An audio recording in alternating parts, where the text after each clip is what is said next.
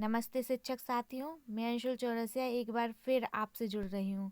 आज की वीडियो में हम आधारशिला मॉड्यूल के भाग 2 भाषा का विकास के बारे में बात करेंगे।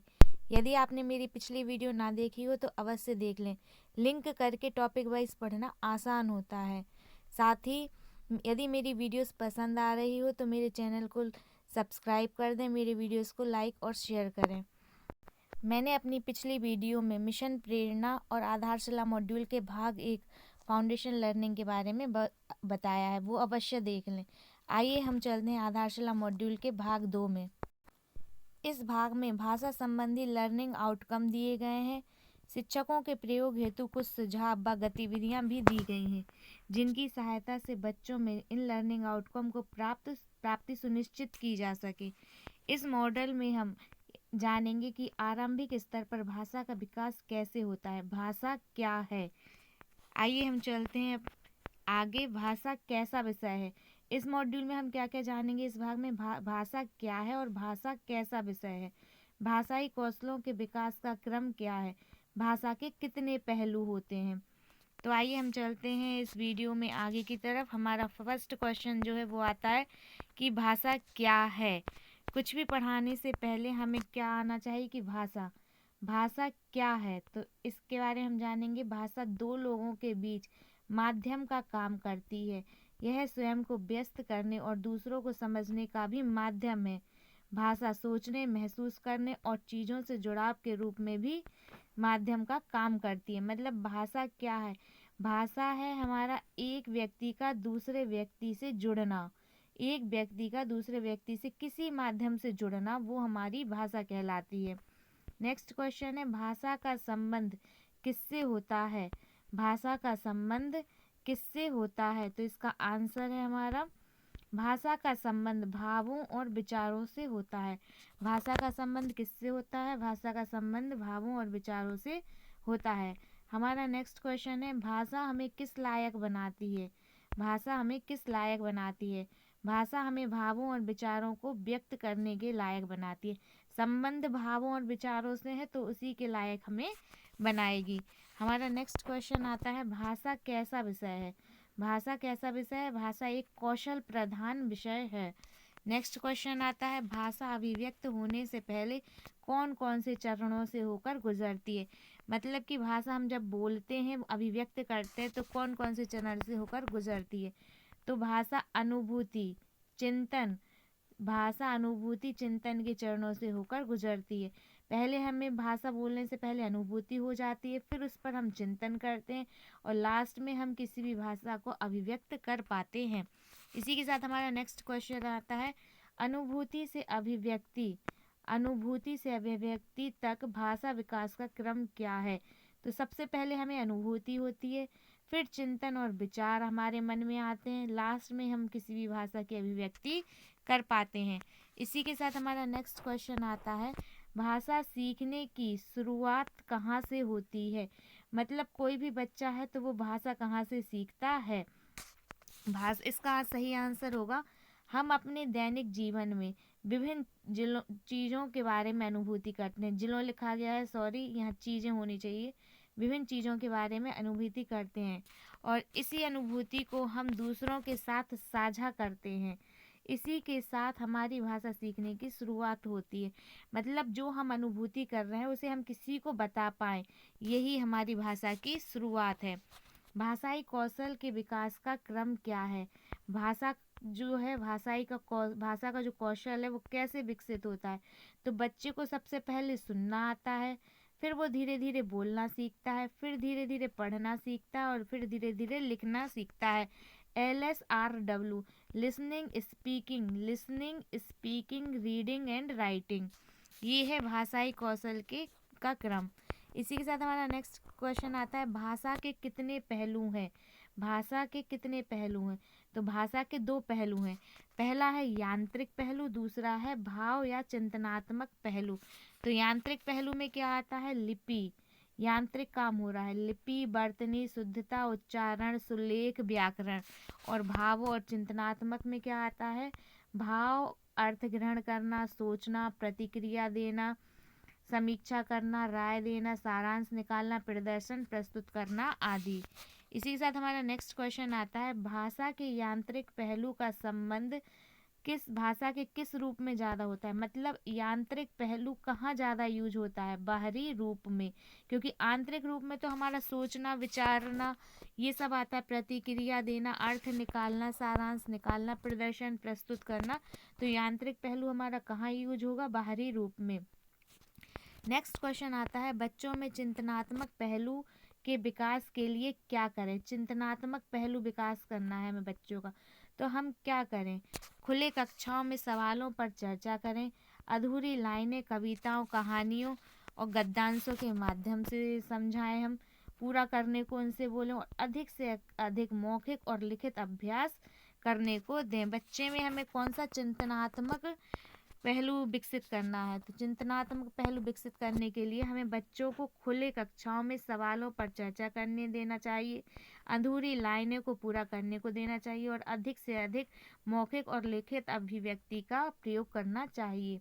नेक्स्ट क्वेश्चन है हमारा, भाषा में संदर्भों की क्या भूमिका है। भाषा में संदर्भों की क्या भूमिका है, तो भाषा में संदर्भों के सहारे अर्थ ग्रहण करते हैं। यह संदर्भ अभिनय, चित्र, गीत, कविता, कहानी, वाक्य, गद्यांश किसी न किसी रूप में अर्थ भाव पकड़ने में मदद करते हैं। यही संदर्भ भाषा को जीवंत बनाते हैं।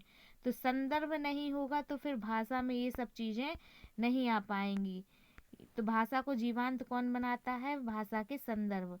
सुनने के कौशल के लिए क्या करें। सुनने का कौशल विकसित करना है हमें बच्चे में, तो हमें क्या करना चाहिए।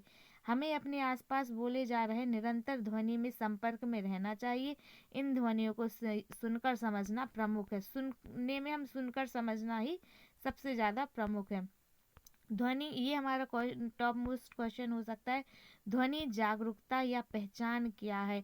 कैसे हम ध्वनि के प्रति जागरूक हों और उसकी पहचान कर सकें। सुनना यह समझ पाने की प्रक्रिया है कि कई वाक्य ध्वनियों और शब्दों से मिलकर बने होते हैं। जो वाक्य हैं वो ध्वनियों और शब्दों से मिलकर बने होते हैं। ध्वनियों को पहचानना और वर्ण के सहयोग से अलग अलग शब्द बना पाना ध्वनि जागरूकता है। मतलब हमने ध्वनि को पहचान लिया, मतलब हमने लोगों ने वर्ण को पहचान लिया, फिर उस वर्ण की पहचान करके अलग अलग शब्द बना पाना क्या है, ध्वनि जागरूकता है। नेक्स्ट क्वेश्चन आता है हमारा, बच्चों को शुरुआती दिनों में ध्वनि पहचान के चरण कौन से हैं। स्टार्टिंग में हम कैसे जाने कि बच्चों को ध्वनि पहचान हो चुकी है। ध्वनि पहचान मतलब हम आ बोलें तो उन्हें आ वर्ण माइंड में उनके या नोटबुक पर बन जाना चाहिए। तो इसके लिए जो है चरण है वो पहला चरण है, विभिन्न प्रकार की ध्वनियों को सुनकर समझना और अंतर कर पाना। मतलब जो ध्वनि हम बोल रहे हैं उन्हें सुने और उनमें अंतर कर पाए। दूसरा आता है तुक समझ पाना, माला जैसे माला, काला, बाला आदि। इसी के साथ हमारा नेक्स्ट आता है पॉइंट, अलग अलग शब्दों को पहचान पाना, जैसे माला घर पर है, ये एक वाक्य था, वाक्य में अलग अलग शब्दों को पहचान पाए। और लास्ट में आता है शब्दांशों की ध्वनियों को अलग अलग पहचान पाना। मतलब पहले बच्चों को हमें सिखाना है ध्वनियों में अंतर, आ ई। उसके बाद तुक वाले शब्द बच्चे यदि समझता है तो हमें लगेगा कि बच्चे को ध्वनि पहचान आ गई है, माला, काला, चाला, ताला। उसी के बाद आता है कि बच्चे एक वाक्य में शब्दों को अलग अलग पहचान पाएं, और फिर आता है किसी शब्द में से वो ध्वनियों को अलग अलग पहचान पाएं। उसके बाद आता है ध्वनियों को पहचान पाए, अलग अलग शब्दों को पहचान पाए। उसके बाद आता है ध्वनियों को अलग अलग पहचान पाए, ध्वनियों को मात्रा से अलग कर पाए। माँ प्लस बड़ा की मात्रा प्लस ला प्लस बड़ा की मात्रा, तो वो इस तरीके से सीख पाए। इसी के साथ हमारा नेक्स्ट क्वेश्चन आता है, भाषाई कौशल विकास के लिए कितने केंद्रित लर्निंग आउटकम है। भाषा का कौशल हमें विकसित करना है तो इसके लिए कितने केंद्रित मतलब फोकल लर्निंग आउटकम बताए गए हैं। तो इसके लिए हमारे 4 लर्निंग आउटकम बताए गए हैं, फोकल जो है बड़े व्यापक। उसमें है पहला सुनना बोलना, दूसरा है पढ़ना लिखना, तीसरा है भाषा संरचना और व्याकरण, लास्ट है कल्पना और सृजनशीलता। पहला लर्निंग आउटकम सुनना बोलना, दूसरा पढ़ना लिखना, तीसरा भाषा संरचना और व्याकरण, चौथा है कल्पना और सृजनशीलता। इसी के साथ हमारा नेक्स्ट क्वेश्चन है, वर्ण से ध्वनि और ध्वनि से मिलकर बने शब्दों को प्रिंट से ध्वनि में बदलने को क्या कहते हैं? प्रिंट से ध्वनि में हमें बदलना है किसी भी शब्द को, तो उसे हम क्या कहेंगे? डिकोडिंग। क्या कहेंगे? डिकोडिंग। बच्चों के लिए प्रिंट चेतना क्या है? प्रिंट चेतना, ये इम्पोर्टेंट हो सकता है वर्ड। प्रिंट चेतना क्या है? किसी भी प्रकार की लिखित सामग्री के बारे में बच्चों को यह समझ कि बोले जाने वाले शब्दों को लिखा जा सकता है और लिखे जाने वाले शब्दों को पढ़ा जा सकता है, प्रिंट चेतना कहलाती है। प्रिंट चेतना क्या है? बच्चे को यह समझ में आ जाए कि जो हम बोल रहे हैं वो हम लिख सकते हैं और जो लिख रहे हैं उनको हम पढ़ सकते हैं, यही प्रिंट चेतना है। नेक्स्ट क्वेश्चन है हमारा, पठन कौशल का आकलन कितने प्रकार से किया जा सकता है? पठन कौशल सबको आ गया होगा, दो प्रकार से आकलन होगा, मौखिक और लिखित। मौखिक और लिखित, किसी भी चीज़ का आकलन करना है हमें तो दो प्रकार से ही होता है, मौखिक और लिखित। नेक्स्ट क्वेश्चन आता है हमारा, लिखना क्या है? लिखना क्या है? अपनी बात को सोचकर भली प्रकार से नियोजित करते हुए अपने शब्दों में लिखना या लिखित रूप में व्यक्त करना, इसके दो पहलू होते हैं। मतलब अपनी बात को लिखना, व्यवस्थित तरीके से लिखना अपने शब्दों में, उसे लिखना हम कहते हैं। लिखने के दो पहलू बताए गए हैं, पहला है विषय वस्तु और उसका संगठन, दूसरा है सुडौलता और सटीकता। पहला है विषय वस्तु और उसका संगठन, दूसरा है सुडौलता और सटीकता। नेक्स्ट क्वेश्चन आता है हमारा, लिखने के लिए जरूरी कौशल कितने प्रकार के होते हैं? लिखने के लिए जरूरी कौशल, तो लिखने के लिए जरूरी कौशल 4 बताए गए हैं, गद्यात्मक मोटर कौशल, भाषा संरचना संबंधी कौशल, संज्ञानात्मक कौशल और लास्ट आता है बुनियादी लेखन कौशल। गद्यात्मक मोटर कौशल, भाषा संरचना संबंधी कौशल, संज्ञानात्मक कौशल और बुनियादी लेखन कौशल। इसी के साथ हमारा नेक्स्ट क्वेश्चन आता है, बच्चों में लेखन विकास के स्तर कितने हैं? लेखन विकास के स्तर, तो लेखन विकास के 4 स्तर बताए गए हैं। अब यहाँ देखना है हमें ये क्या था, लिखने के लिए जरूरी कौशल थे, अब लेखन विकास के स्तर हैं। तो कौशल और विकास दोनों अलग अलग चीज़ें हैं। इसमें हमारा 4 प्रकार के हैं, तो उभरता लेखन पहले हम बच्चों को सिखाएंगे, उभरते हुए अक्षरों से। उसके बाद आता है, उभरते लेखन में आता है रेत पे बच्चों का उंगली फेरना और अपने आसपास की चीज़ों को, पत्तियों वगैरह को कलेक्ट करके उस तरीके से पढ़ना। नेक्स्ट आता है हमारा शुरुआती परंपरागत लेखन। शुरुआती परंपरागत लेखन में हम उन्हें वो सिखाते हैं ध्वनियाँ पहचानना, वर्णमाला। इसके बाद आता है हमारा मध्यवर्ती और संरचनावाद लेखन, तो ये बीच का होता है लेखन, जब बच्चों को हम श्रुत लेख वगैरह या कुछ भी ऐसा जो बोर्ड से उन्हें लिखना हो। मध्यवर्ती लेखन में आता है कि बोर्ड पे जो हम बच्चों को लिखते हैं उसको बच्चे कॉपी पर एज इट इज़ उतार लें, लिख लें, वो हमारा आता है मध्यवर्ती या संरचनावाद लेखन में। उसके बाद आता है प्रभावपूर्ण लेखन, तो इसमें श्रुत लेख वगैरह आ सकता है कि बच्चे प्रभावपूर्ण लेखन कर पा रहे हैं। नेक्स्ट क्वेश्चन आता है हमारा, बच्चों के लिए भाषा संरचना और व्याकरण क्या है?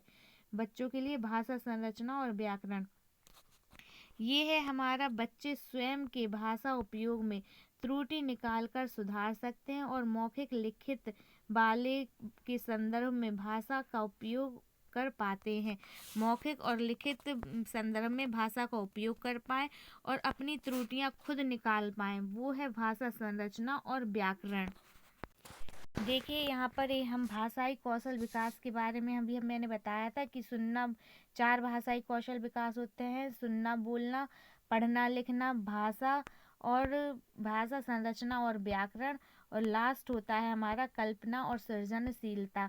तो मैंने आपको बता दिया है सुनना बोलना के बारे में, पढ़ना और लिखना के बारे में कि लिखने के कौशल क्या है, लिखने के स्तर क्या है, पढ़ना क्या होता है, सुनना क्या है, बोलना क्या है। नेक्स्ट हमारा हो गया है भाषा संरचना और व्याकरण। इसके बाद है हमारा कल्पना और सृजनशीलता क्या है। नेक्स्ट क्वेश्चन है कल्पना और सृजनशीलता। तो ये भी भाषाई कौशल का लास्ट पॉइंट है।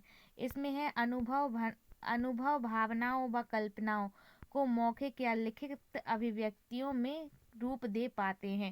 मतलब भावनाओं को और कल्पनाओं को मौखिक या लिखित अभिव्यक्ति में रूप दे पाते हैं। ये क्या है हमारा कल्पना और सृजनशीलता। मीन्स कि बच्चे जो सोच रहे हैं उसे लिख पाएँ, ये है हमारा कल्पना और सृजनशीलता। इसी के साथ आधारशिला मॉड्यूल का भाग 2 यहीं समाप्त होता है।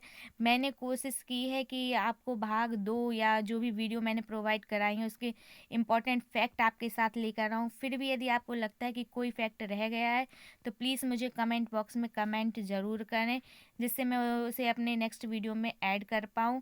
आधारशिला भाग 2 मॉड्यूल भाग 2 में जो है भाषा कौशल के विकास को या भाषा को पढ़ाने के लिए बहुत सारी गतिविधियाँ दी गई हैं, तो मैं कोशिश करूँगी आपके साथ वो गतिविधियाँ भी शेयर कर पाऊँ। और यदि मेरी वीडियोस पसंद आ रही हैं तो मेरे चैनल को लाइक और सब्सक्राइब करना ना भूलें, जिससे आपको आने वाली मेरी आने वाली सभी वीडियो की जानकारी मिल जाए। इसी के साथ हमारा जो नेक्स्ट टॉपिक होगा वो आधारशिला मॉड्यूल का भाग 3 होगा। वो होगा आरंभिक स्तर पर गणितीय क्षमता विकास, संख्याएं, पूर्व धारणाएं, जीरो की अवधारणा, मौलिक संक्रियाएं, जोड़ घटाना, गुणा भाग, मापन और ज्यामितीय आकृतियां, समय, कैलेंडर आदि। तो मेरे चैनल को लाइक सब्सक्राइब ज़रूर करें। Thank you.